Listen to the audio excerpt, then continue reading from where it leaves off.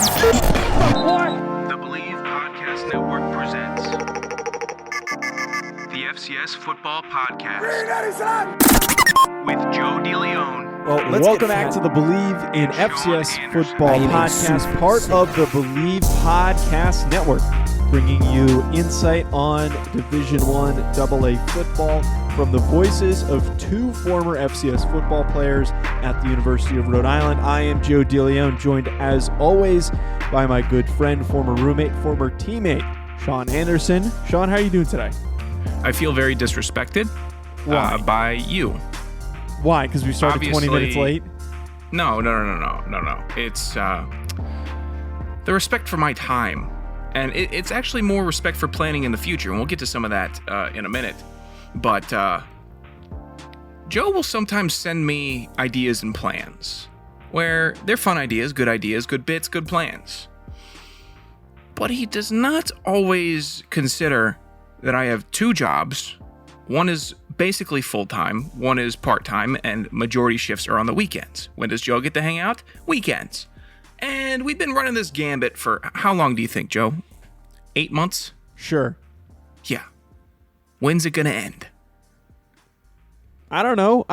Okay. You can't fault me for pitching ideas for things when we're on complete opposite ends of the country to possibly Who moved meet up out at there? I did. I moved out here. I don't. My point is, the more times I pitch things, eventually they'll stick. And luckily, one of them is going to stick because now we're being held to the account of a few hundred people, and we're going to end up talking about that. Well, yeah, we're going to end up. God. We're going to end up talking about. Get me out of here, man. That's awful. We're going to end up talking about that on today's show. So that's actually one of the things that I think is going to take up a good chunk of today's conversation. As we're still in the off season, we're getting close to training camp. We're going to talk a little bit about what it's like being a player in training camp, what it's like for FCS players, and just some of our general thoughts on some of our remembrances of what it was like being an FCS player. But we're also going to recap what we've lightly referenced, which is the tweet that I put out last week on Thursday, which was an effort to get fans to vote on where we should attend an FCS football game. And I'm not going to go too far into that right now.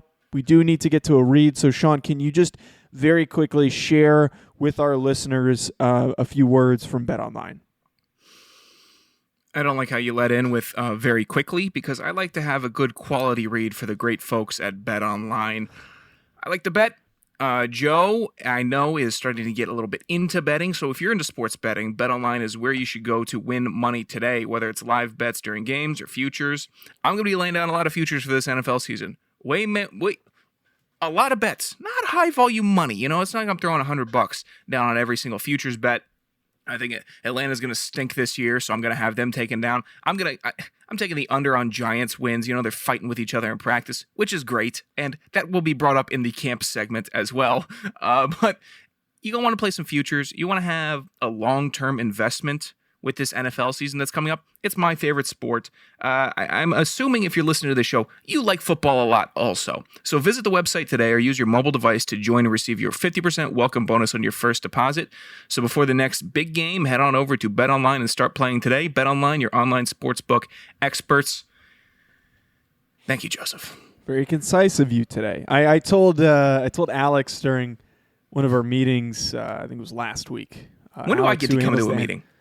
You want me to send you a Zoom link? You want to come in? Yeah. I don't think anyone would care. I'm technically a producer, not with the Believe Podcast Network, but I should be join within. I should meeting. have some creative control. I should join the what meeting? The intern meeting where we talk to the interns. I'm not saying you're an intern, but you can talk to the interns. No, I'm talking to the brass. That's who I want to talk to. And it's not you. I'm gonna go. I got some ideas. Okay.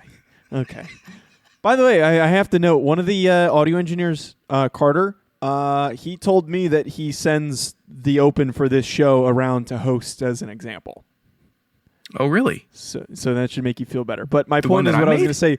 Yeah, the one that you made, yeah. Oh, God, that's the levels are all wonky. That's not... No. I'll tell him I'll get him a new one. That's not... Like, I'm cool with the open, but I'll get him some better work to show what we're looking for.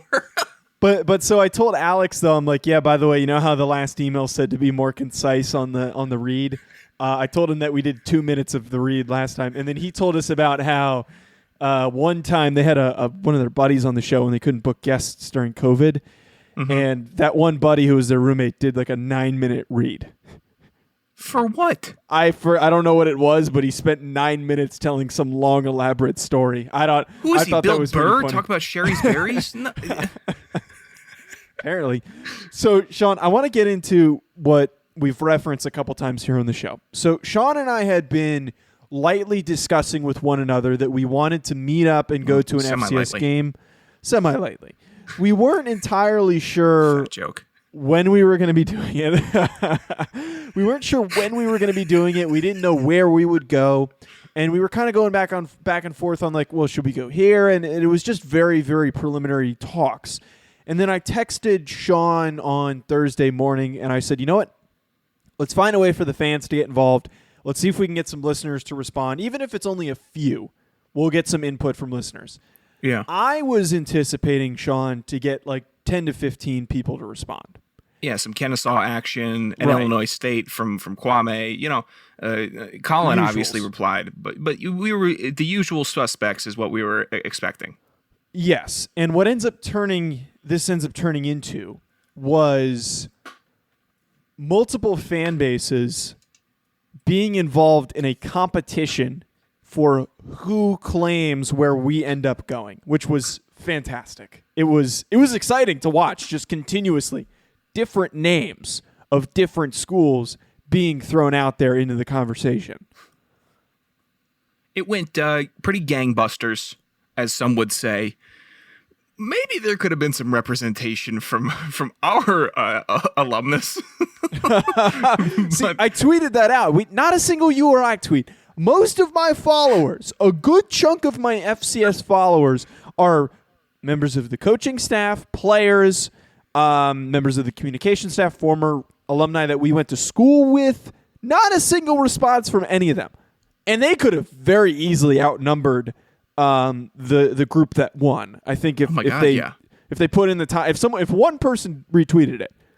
I had one player, Donato, the long snapper at URI.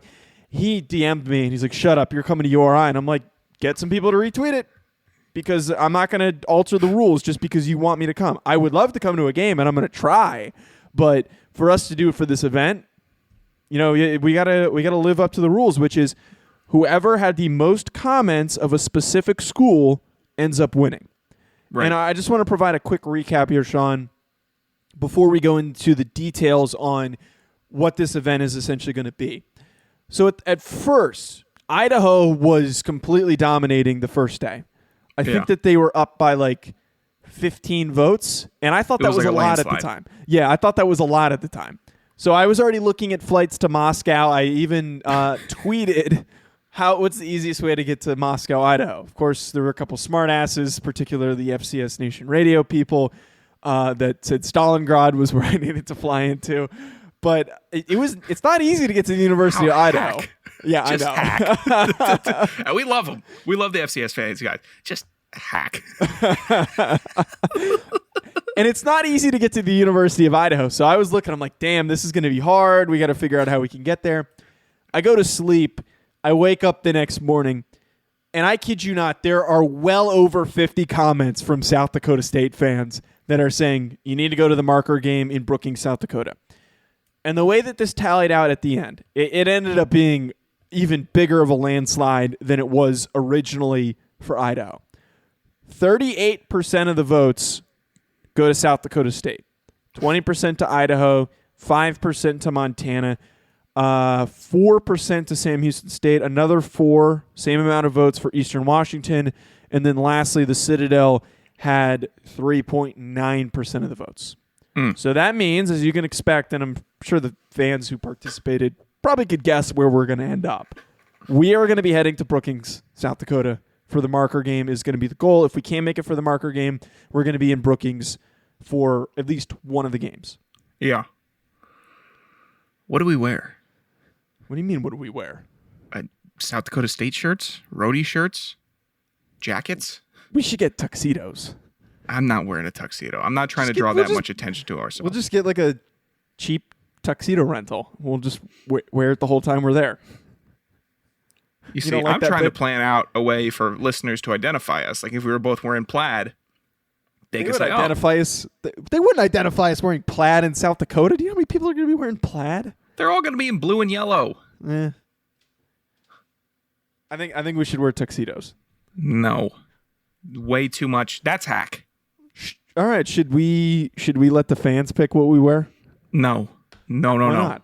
No, I will determine our wardrobe for the game so we can be identifiable. I'm sure we'll be pretty easy to find given...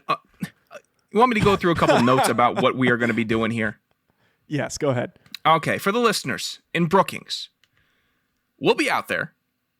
We will be doing a show, whether it's at the whatever place me and Joe get, Airbnb, hotel. We'll figure that out. So we will be recording one show from Brookings. That'll be, I guess, fresh content in a new area. We would like to see some listeners and meet up and hang out. Could also get some recommendations. I know on the original tweet there were plenty of bars and restaurants and stuff that we was recommended that we should stop by while we were in Brookings. Also, me and Joe are not going as media. We do not want to go as media. We could go and interview and do whatever. We could get on the whatever. Not doing that. No. We will be drinking and tailgating. We will be fans of the FCS. It will not be, hey, what's the analysis? It'll be, hey, how many beers have you had? It's only 9 a.m. That's what it's going to be. All right? So, media? No. Fans? Friendly? Yeah, we will talk, hang out, chill. I'll have a chair. I might get a space heater. I don't know what I'm going to get. I know for sure I'll have Joe in a fireman's carry out of that place at 5 p.m. That's what I know for sure will happen. We don't even know when the game, what time the game is. So it'll likely be at 1, and you will be on my shoulder, and I will have to carry you out of there. I don't get that bad. I promise I will not get that bad. But you bring up the really good point here. Is that we're not going, so like we can get media passes. It's very possible. We've been credentialed for the national championship, but we weren't really necessarily able to figure out getting there just because of COVID. We will work on getting there for next season or for the future. But for this event, the idea is that we want to interact with fans. It's different for us to sit in the media box, in the press box, and just watch the game and then talk to the players and coaches after the game. That's not the intent of this. Anybody who listens to this podcast knows very well that we are very jovial. We like to have fun. We like to be friendly. The idea here is that we want to meet up and hang out with fans in the parking lot before the game. That is the inspiration behind this. That is the idea behind this. Yeah, I'd like to play bags.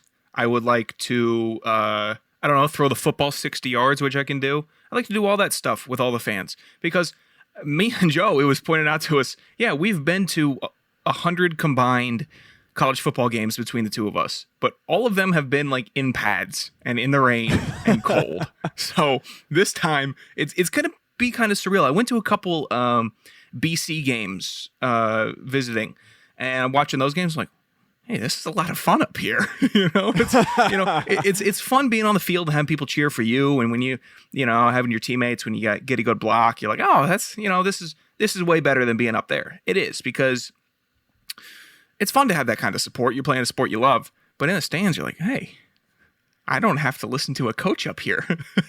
I don't have to report to anybody. I don't need to. None of that. I'm not looking for blitzes. I'm having a good time. So that's what we're looking to get into. Right. And when you're involved in a game and you're not necessarily playing in that game, you're just sitting there participating and listening to your coaches. You're getting warmed up. But here, now that we're no longer playing, we can use this as an opportunity to meet more fans of the team that we're going to participate for. But, the one thing that I think with this, too, is that, especially why the marker game I think is a really good pick, is that there's going to be not an equal amount of fans, but there will probably be a good chunk of North Dakota State fans there as well. So we'll be, well represented by both squads. We're going to have allegiance towards South Dakota State, though. I would prefer to keep allegiance separate. Just like not they having voted. it. You want us to show up in South Dakota State attire, or we No, can't go but and I want interact it with the to be- North Dakota State people? We can't go I'd chill love with them? to. I want to, but for this specific game, South Dakota State and their fans said, hey, we want you. North Dakota State, a couple people, love to see them. They wanted us also. We're going to be tried and true yellow and blue at this game Okay. because they wanted us. But that does not mean, it means North Dakota State fans, please come up and say what's up. But for the most part, we'll be with the South Dakota State people. Yeah, that, and hopefully we don't start any turf wars because the North Dakota State fans come over into the South Dakota State fan territory. Are we going to have to, I don't know how this is going to work out. There's going to be a lot of planning. Yeah, we're going to have to do some planning. I don't want and it to be some us two preparation. just sitting like boobs in chairs, wondering what we're doing. No one comes up to us. Nobody knows who we are. No one knows. Maybe that'll be better. Now, look, in all seriousness, though, the goal is here now that we've essentially determined the location for this. I would like some input from some fans. I don't necessarily think we've had super vocal South Dakota State fans in the past in terms of sending us questions and DMs and stuff like that. It's mostly been, as we've said, JMU fans that do it. So going forward, after we make this announcement, and if you're listening to this episode, feel free to shoot Sean and I a DM on thoughts on where we should go. As Sean said, places we should visit while we're out there, what bar we should go to before and after the game. All of that stuff is super crucial for determining this trip because we want to make it as fun as possible. The other thing, too, that we also want to turn this into a tradition. We want every single year, we want to let you guys vote on where we end up. Hopefully it's not South Dakota State every single year and we have some fighting going on between some of the fans. But, that's ultimately the goal, is that we want to make this something consistent that we can continually do. Yeah. So, Sean, you got any closing thoughts on that? Or is now a good time that we should transition and start talking a little bit about training camp because it's coming up? We'll have more details about this, obviously, in the future. So let's just head on into the camp stuff. All right, let's get into training camp. And as Sean said, make sure you stay tuned for any updates regarding that stuff because we will be providing some more updates as that game gets closer. We've got a few months until that does come around. But as we've referenced, we have training camp coming up for college football. The NFL is in full pads. There's already fights going on, which is fantastic. Giants training camp, there was a fight that already broke out. Jason Garrett was wearing a shirt that literally said "fight" on it, which I thought was a fantastic unintentional bit. But training camp fights are the best. And I guess we could touch on that in a second. But training camp is such an interesting time for college football. We have, I'm trying to think the way that I want to put this. We've endured a lot of training camps, and we've also taken some time to talk a little bit about them on some other shows. Not as much as Zoe. Not as much as Zoe. Zoe's on He's his in his 8th one. 7th camp. 7th? Sure. That sounds about right. How can you like college football that much? Physically impossible. We don't need to go too much into that. But Sean, I want to hear. I'm curious to hear from you. Your training camp was much different than mine. Is this something that you miss? How come? Because you know why. I have less meetings. I have less contact. I'm getting hit less. I'm doing less during practice. You know why? How come? You say Because- it. You say it because I for was a all the long listeners. You say snapper. it for the new listeners. Because I was a long snapper. You know You're a that. damn good one, too. I'll give you that.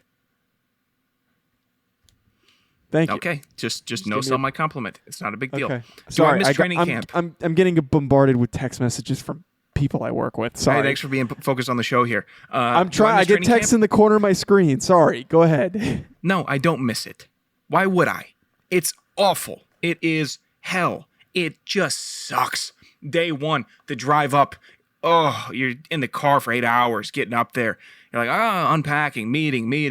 Next day, a little light, meetings, clerical stuff. Meeting. Then it's 30 days, and then you're annihilated. And it's awful.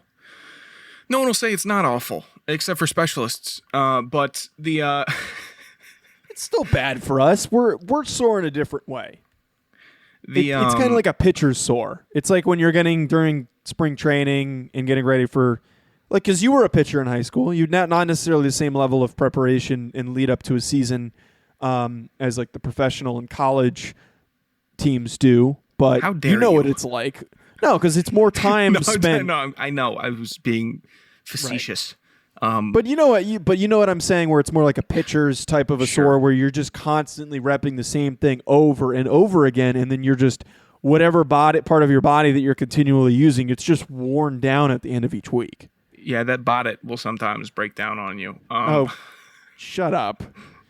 I don't miss camp. I don't miss 90% of it. The 10% where you're like, I'm with all my friends. I'm with all my teammates. And they're all going through the same thing that I am. Miss that. But I'm driving around the other day. I'm thinking, what's this feeling that I have? Like, what am I feeling? I'm like, I feel almost apprehensive. I'm like, do I have something planned? What is the situation?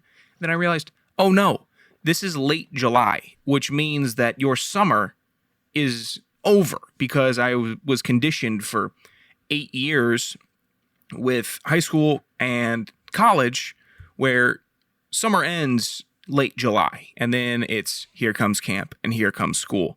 So it was kind of ingrained in me to feel that weird tenseness, like, oh, I got to fit in so much fun in this last week. I got to do this. I still got to work out. Am I ready? Am I doing this? How am I on the lifting program? It was just, I'm just thinking, I'm like, oh my God, I am so not as stressed out now in late July. I have an August, Joe. Last year, everybody had an August because of COVID. This year, camp's happening, but we have like August. I can't remember the last August that I've had in like a normal year. Yeah. It's kind of freaky. I guess I'll go fishing or something. I don't know. Because I'm like, you know what I don't miss about camp is seeing all your friends back home and they're still having summer and you're just like sore and tired all the time. I hated that. What about you? Do you miss anything about camp? Well, so like you're bringing up the one interesting thing here with camp is that like all your buddies, and you were very similar to me, where your friend group from high school that you used to hang out with when you came home and that you still now largely hang out with, you were the only one that was playing college football pretty much. Only one playing a college sport, yeah. Yeah. And the thing that was always super weird is that like talking with your friends and they're making plans to go do stuff in August, and they're trying to make plans with you to go do stuff in August, like going to the shore or getting a lake house for a week, that kind of a thing. And you're just like, all right, you guys have fun. I have to go grind my ass off. And then like all you see from people that like they just finish up their internships and they're going and, enjoying themselves for the remainder of the summer before they go back to school, which is basically just enjoying themselves for the whole fall semester. You're instead preparing a grind that is the worst part during the summer and then finishes up all the way in November. So it's just so strange. Like that was one of the worst parts that I think it's just like, I don't really get to have like a normal college summer. Do I regret that? No. I liked the atmosphere, and I think that was what I actually miss. There is nothing that's going to be replicable in our lives to what those training camps were like, which is you wake up early, not too early, 6, 7 o'clock, and you're on a regimented schedule. Hours. Right. 6, 7 o'clock. What? Get done with meetings at like 8. No, but my point is, the thing that I miss is just being in that closed-in environment where it's all the guys that you're there playing with. It's all your boys, all your friends from school that you're the closest with and that you spend the most time with. You're just all locked into one building, and all you do is see each other the whole time. And I think the best parts was the downtime, was when, and I know that obviously I had more downtime than you did, but those periods of time when you were just messing around, playing cards in the study rooms, or hearing what the other guys in the team were doing because they're chasing around some of the other people on the other teams, and you're just playing Madden and Xbox and yelling at each other while you're sitting in a dorm room and stuff like that. And then our senior year, we were recording the podcast while we were in training camp. Yeah, that was insane. What was I going to say? There was a weird, my senior year, and I think my junior year, I really got the hold of camp where I realized I need to sleep. So, because I was a person who I didn't want the day to be over, so I wouldn't just go home from the final meeting and go immediately to sleep. So I'd hang out a little bit, watch whatever show I was watching. And I'd be like, man, you got to go to sleep. You got to go to sleep. And then in the back of my mind, I'm like, I do not want to start the next day yet. So then with that, I devised the system of quickly getting to lunch. Get to lunch as soon as you can. And then finish your lunch as soon as you can. Go home and go to the dorm. You'll get an hour's worth of nap. And that's what kept me alive those last 2 years. Obviously, my senior year, arm blew up. And there was a completely different type of camp experience for me. And, I was sitting with a cortisone shot, for 2 weeks. And I'm like, all right, am I coming back? What's going on? Is my arm healed? Is it not healed? This is all kind of sucky. And then it's just, but you got to manage your time. And that's what camp also prepares you to do. It's kind of like you get a crash course into becoming an adult. And it's people telling you what to do, and you have it's scheduled down, to the minute, but you got to be somewhere on time. If you don't, you get horrendously punished. And then the whole team gets punished. So it teaches you about accountability. It teaches you about persevering through an awful time period. And it's still football, so maybe we're making it sound a little dramatic. But until you're in the I don't think most people that didn't play a college sport would be able to last through training. I mean, there's a reason why most people quit after the first week. Most incoming walk-on freshmen, even scholarship freshmen, quit after the first week because they can't do it.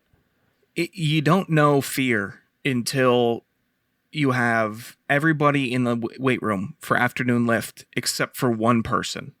And if that one person is late, the whole team has up downs and it ruins the day. You don't know fear waiting on that one person. And then you see him. You see him sprinting down the hall, sprinting down the hill. The thing that people start to realize later is that if you're late to something, you just don't show up. That's what you're supposed to do. You don't just come to the next thing and tell them, hey, I messed up. Unless it's practice. Practice is a little different. Oh, yeah, get there late. You do not miss a practice. No, you don't miss a practice. Do you have a favorite camp memory, a specific memory in camp? Camp memory? I'd have to think on that one. Do you have something that comes to mind immediately? I'd say the catching punts. Even though Hassan booted it way over my head and I didn't get to catch it. That was fun. Let me think if I have any others. I know I have a lot of least favorite camp memories. I think my second practice in pads, I got put on my neck by a Nate Holmes long arm, and I couldn't believe that this was college football, and I was so light in the ass, and I just got put down. I'm staring at the sky thinking, what are you doing? Get up, get up, get up. And Kennedy yelled, get up. And I'm like, oh, shit. There we go, Sean. Nice. First curse. There's my first curse. Probably not the only one. I got back into the football mindset. I'm not a broad. I literally took myself out of broadcasting into camp. That was a worst for me. Favorite. I mean, there's a lot of favorites, getting a successful 2-minute drill done, and then you don't have to run sprints. If you have a really clean 2-minute drill at the end of camp, and sometimes whenever coaches say no sprints, just bring it in. Oh my God, did that feel good? Just because you're like, wow. I'd say the first drink of camp was pretty fun. You mean the first drink of water or beer? Oh, not alcohol. Whatever you could find. If you saw, oh my God, we have an off day, and this is how it's going to work out. I'm like, oh my God, I have an escape for 8 hours. I can't think of. I'd have to dig and think of like specific examples, but I would say some of the best days that I remember were the ones where we had the whole next day off, and you basically had, like you said, 8 hours left in the day and nothing to do, and that almost always meant. I think you and I typically did this, finding some sort of drink, typically a rack of beer, and usually just chilling in the dorm room and hoping nobody came knocking on your door asking what you're doing. Because one, you don't want to give away beer, and two, you don't want a coach asking where'd you get that. Right. I'd say when you get your keys back, that's a big deal. Yes. Getting your keys back, because that means I can drive to the top of campus and get a Gatorade. I can do this. Because then you're like, oh, when you get your keys back, you see the light at the end of the tunnel. You're like, all right, cool. Right. Another week of this, another scrimmage. You're like, okay. Then we just go on to regular practices, and then you're like, okay, we're gonna go play this game, and then we're gonna have another week of camp after that because students aren't back on campus yet. I think that's one concept that a lot of people just never understood that didn't play football or just outside of it. Like even for the other sports too that were in the same dorm room as us, is that we weren't allowed to leave campus. Yeah. Most of the other sports were given their keys and they were allowed to go places. Some of them would go to the beach and stuff like that. Like they would go goof around, and we weren't allowed to leave. And I remember my narcissist ex-girlfriend could not understand that concept. Like, why can't you see me? 3 years. Why can't you see me? We've been over this before. I'm not allowed to leave. I've got meetings the whole day. I've got things I have to get done. I remember that concept for me was always really interesting because so many people outside the program were just like, what do you mean you can't go anywhere? What do you mean they took your car keys? Yeah. I got dumped in camp junior year. Started camp. Got my ass dumped. And I'm like, okay, I guess I will just go through camp now without a pretty close support system. And then, so that goes to the last point here of I didn't get to share my stories though. What's your story? You didn't have any. You said you were going to sit here and think. You're totally I was going to think, and you didn't give me a second. So the couple that come to mind. One of them, my freshman year when I sitting down on the field. No, my freshman year, I didn't really belong getting onto the field much. I was far lighter in the ass than you were. I was a lot smaller. I physically was just not a very good athlete. Never have I ever been. And I got thrown into, per the suggestion of Donnie Smith, into tackling drills with the linebackers. Oh, yes. And that wasn't that bad because I've been hit before, but I forget who it was. But whenever you probably don't know what this is like because you're so big, but for anyone who's ever gotten tackled just at a wrong angle and you land a little weird, the hit doesn't hurt. It's the landing part that usually hurts. And I remember I thought that my shoulder popped out. Or actually, my shoulder did pop out. Luckily, nothing bad happened. But I remember that was the first time I got hit, and I was like, "Oh, this is football. This is not, Milburn High School football where I was playing in New Jersey. I just got knocked by an FCS linebacker." I remember feeling my teeth shift for the first time after getting hit. Oh God! I'm like, oh, that's a new feeling. I had another one, but you completely railroaded me, so I forgot. So you're asking, you want to know what is advice that we would give to current guys in camp? No, it's advice because I don't know how many current players listen. For them, just keep going. That's the advice. Get your sleep. Prioritize hydration. Don't drink any juice or soda. But this is for the people that know people in camp. This is for people who might have kids in camp or people who just are fans of the athletes in camp. Mm-hmm. They're not going to talk to you. The athletes don't have time to talk to you. We're never on our phones. We don't have our phones. At night, we're normally asleep and we're in meetings. So communication during this month, none of it really. So you got to be able to be like, okay, you can do a couple check-ins. But for the most part, you got to accept the fact that everyone's going to be a little bit grumpy. Everyone's going to be tired.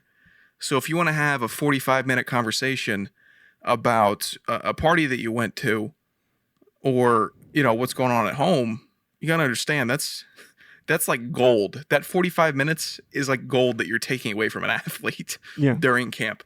So just try to understand that it's going to be a little tough for some of the people. Right. That's a concept, though, that I think is certainly important. Is it's difficult. It's grueling. I think the bigger thing, too, as you mentioned, guys that are going to their first training camp and the guys that are currently getting back into it, what you eat and what you drink is probably the most important thing. If you don't put the right things in your body, you're going to feel like crap. And you're probably going to get hurt. That's something that I think a lot of guys never figured out. How good were your folks? How good was your with communication during camp? Because my dad did the training camp bit. I think he did it for 5 years, so he knew what it was like. So he was very good with that stuff. How was your pops with it? My dad didn't. I would just check in with him like once a week. That was pretty much that's it. Good. That was about it. Yeah, that's about what I do now. All right, well, I guess we knew who the one was that was bugging me constantly. We don't need to go into that. Well, I guess good luck to everybody going into camp, right? Yeah, good luck to everybody. This is an exciting time. We've got FCS football right around the corner. We're going to continue to provide coverage on that, and I thought today was just more of a fun discussion, just sharing our war stories and what it was like for us, as this is going to be the first normal training camp for a couple of years now. We'll actually get to see these guys experience a normal training camp, and they're going to get thrown into the fire. Wishing them all the best of luck. We'll probably do a couple more preview episodes, doing some more positional thoughts on some guys that you need to know about. But once the season starts, we're going to be rolling. We're going to be going 100 miles per hour, as much as that we are capable of doing. We'll figure out that schedule, work that out based on when we're both the most available. But I think that's a good note to end us off on. Sean, you got anything? Excited to see all the good people out there in Brookings, South Dakota. Yes. I guess first beer is on you. What do you mean it's on me? The fans, not us. Oh. We're the talent. Who's going to offer to buy us? I thought the most polite thing ever was that there were a couple people from Idaho. Someone had offered to make us brisket, and they that was the nicest thing that I've. Yeah, someone offered to make us brisket in Idaho. Brookings, South Dakota. We'll get to you next year, Joe. Let's get to Idaho. All right, for the brisket. We were also offered by it's not an offering because it's something that they do standard at the club, whatever they call it, the club in Idaho, which it provides transportation to and from the game. We won't be afforded that in Brookings unless somebody's willing to drive us. That would be nice. Gonna need somebody. Yeah, I'm sure there's plenty of Ubers or tractors that could take us around. Jesus. All right, can't folks, make a presumption. Okay. All right. Thanks for tuning in, folks. Thanks for listening to our conversations today.